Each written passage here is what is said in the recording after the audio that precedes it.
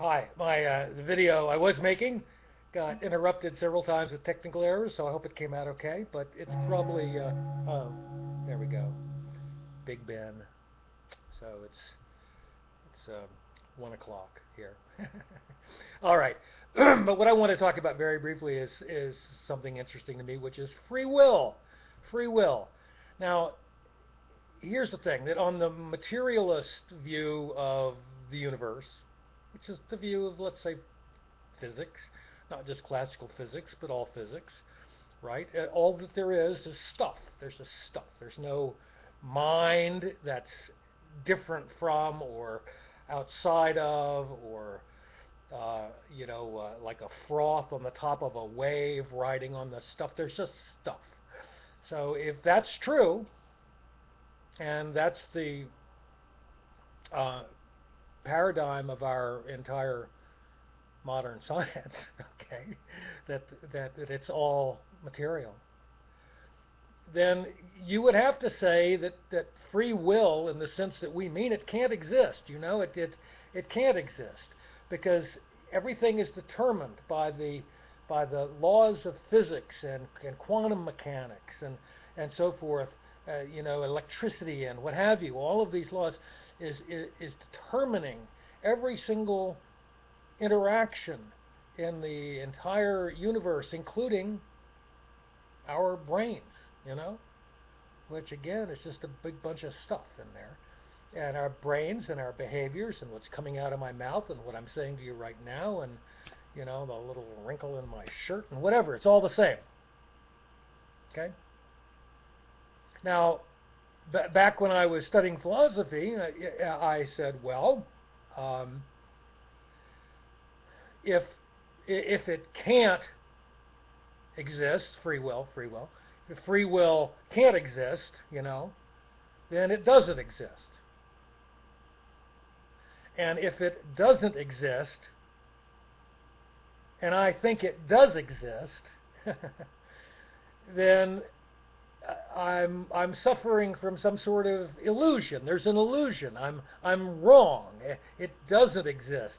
As but John Searle, a wonderful philosopher at UC Berkeley, says I tell my arm. He talks like this. I tell my arm to go up, and that damn thing just goes up.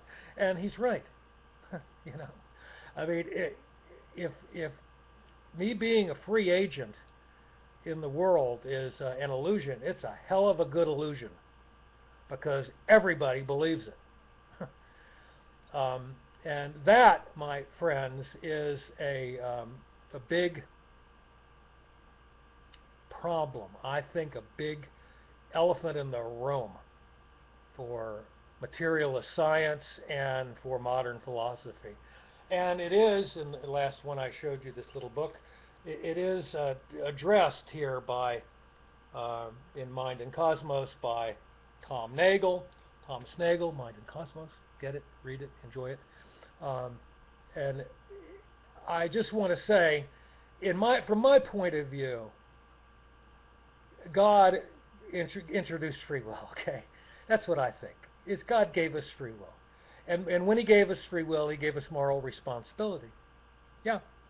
So yeah, you look at Adam and Eve in the garden or whatever. It's a story about them making a choice. They made a choice.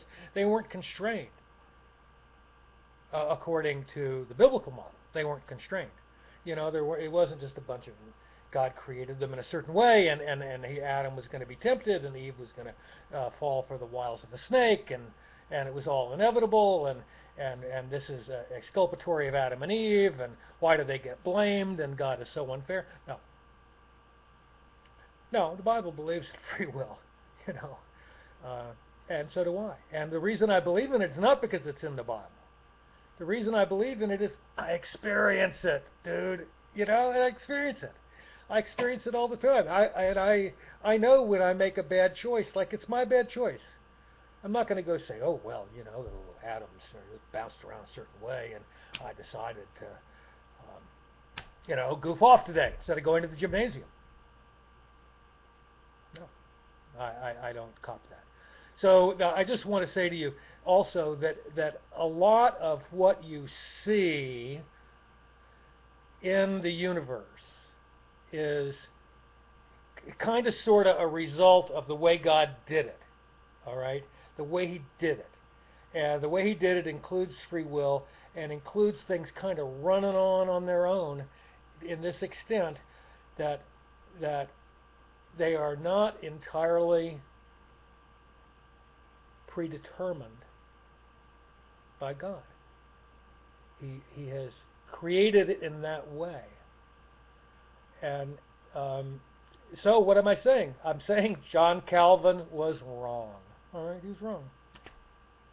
You know, so sorry, Calvinist buddies, but he was wrong.